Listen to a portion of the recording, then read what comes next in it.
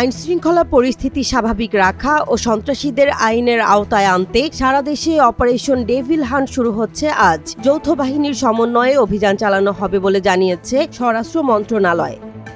৭ ফেব্রুয়ারি রাতে গাজীপুরে ছাত্র জনতার ওপর সন্ত্রাসী আক্রমণের ঘটনায় স্বরাষ্ট্র মন্ত্রণালয়ে আইনশৃঙ্খলা বাহিনীগুলোর সভায় সিদ্ধান্ত হয়েছে আজ থেকেই গাজীপুর এলাকাসহ সারা দেশে অভিযান শুরু হবে। অপারেশন ডেভিল হান্টের ব্যাপারে ৯ ফেব্রুয়ারি প্রেস ব্রিফিংয়ের মাধ্যমে বিস্তারিত জানানো হবে।